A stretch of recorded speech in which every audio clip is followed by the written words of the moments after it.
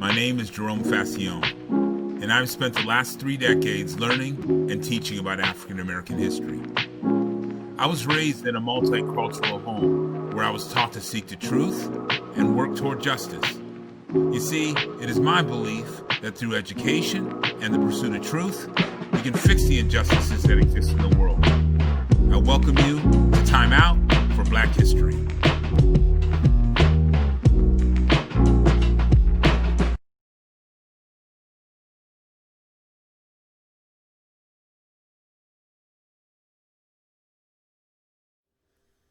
Welcome back, everybody, to another episode of Time Out for Black History.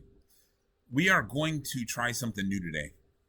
So we have had one series that's kind of Thoughts by Jerome, which is kind of looking at different questions, different ideas associated with Black history. We've had our traditional episodes, 1 through 8, that have looked at kind of the chronological experiences from slavery all the way through. Today, what I want to look at is a new series that I'm in that is connected, which is personal profiles. So it's going to look at an individual and their experiences in America.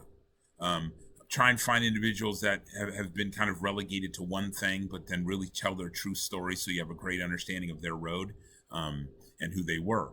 And so we'll continue the episodes, continue the Thoughts by Jerome, but add on this piece also. So the guy we're going to talk about today is generally known as the Peanut Man. You know, that's how most people, if they know who he was, it's because of peanut butter, they think, that he invented peanut butter. But George Washington Carver was so much more than that. Both what he contributed, but also his story and why his story is so important. So in order to understand him, we go back to 1864. And he's born in Missouri, a place called Diamond, Missouri. The exact day, most people aren't sure of, really. It was either sometime in January or sometime in June. But again, that's another great piece of evidence of the lack of care and concern people had for Africans. You know, technically, they're still Africans. They're not even African Americans yet. Now, he was born to an owner by the name of Moses Carver. Now, Moses Carver was a white man who had legally purchased George Washington Carver's dad and his mom when the mom was about 13 years old. So 9 years later, she gives birth to George.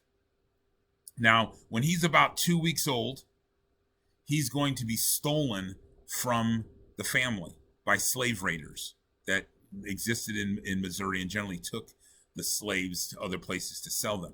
So they took his mom, him, and his sister, leaving his brother and his dad behind. Now, Moses Carver is going to send out people to go find him. And luckily, they track down George. They're not able to find the mother or the sister. And George will never see his mom ever again or his sister ever again. And his dad died from an accident on the farm. And so really what's left is him and his brother James are going to be raised by Moses Carver and his wife essentially as they were their own kids. The mother's going to teach George how to read and write, and James. Now, James was much stronger. George Washington Carver was a kind of a frail, sickly kid, always getting sick, not very strong. So James tended to work out in the field with Moses, and George tended to stay in the house reading and writing. His mother taught him to cook, sew, garden, taught him how to make herbal medicines, things like that. And so by the time he was about 9 years old, people in his community kind of labeled him the plant doctor because he kind of knew everything about how to make plants grow, proper gardening, all that kind of stuff. So by 11, he was attending an all-black school.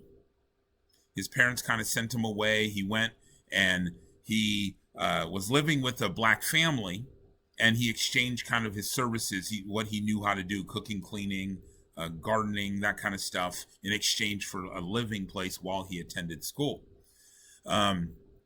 Now, eventually he's going to kind of grow tired of that, as he feels it's not enough for him. So he's going to head out. This is, again, at the age of about 13 years old. He's going to head out on his own toward Kansas as part of that kind of exoduster movement, blacks who were leaving the South heading out to Kansas.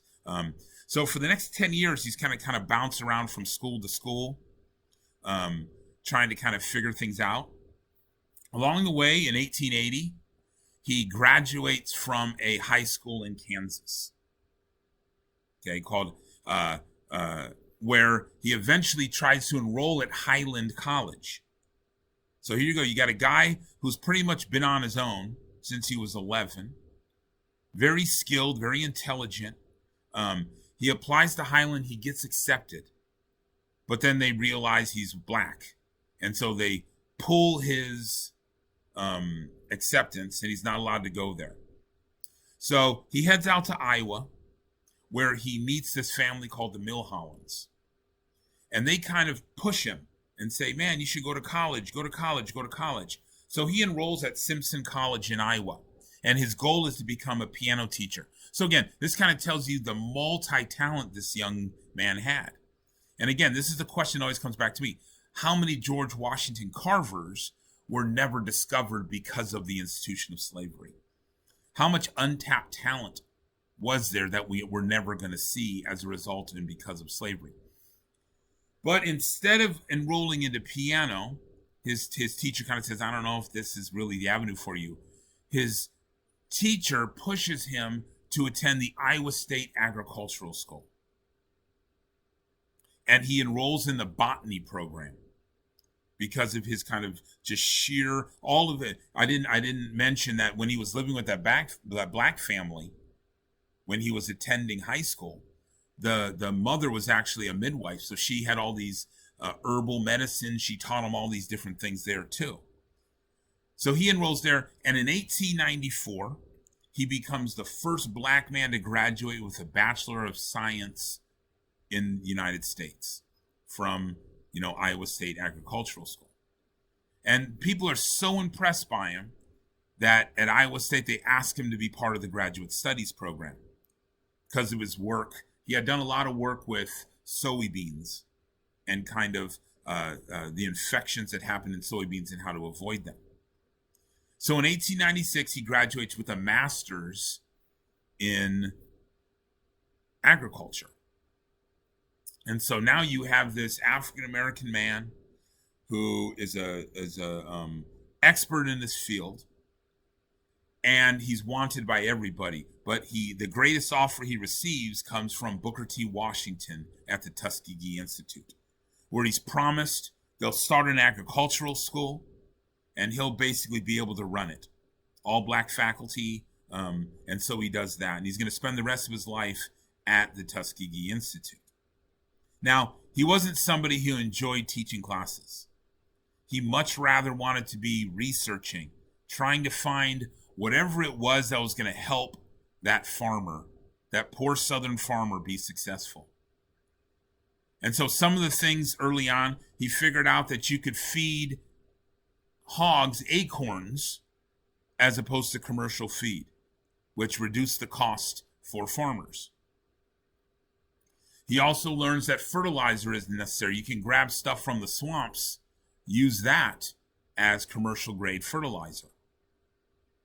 So those were like little innovations here and there that were very, very effective toward helping poor Southern farmers be successful.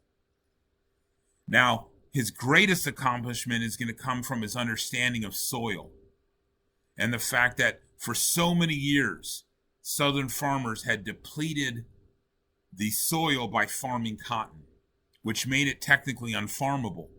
What he discovered is that by planting sweet potatoes, legumes, soybeans, all that kind of stuff, peanuts, you could replenish the soil. And so now came this kind of cross crop rotation. So rotating what crops you used, and it brought back the cotton industry. He's also going to come back with like over 300 uses for the commercial grade peanut. Okay, some of them were tangible, some of them weren't really things that were really everyday kind of things, but what he introduced was this idea of further innovating these crops. He's going to spend some of his life talking about racial injustice, but he tended to stay clear of that, as his main focus was helping out the poor black Southern farmer trying to find success. Now, my challenge to you is look up all of those things, some of those 300 uses of the peanut, see some of the cool things he invented. But to me, the bigger story is his life and what he was able to accomplish, the road he took, the help he received that allowed him to continue on that path. So the opportunities he got, but also the talent that he had that so many other people would never get the opportunity to show because of the circumstances of the world around them. Thank you so much for listening, and I look forward to our next visit.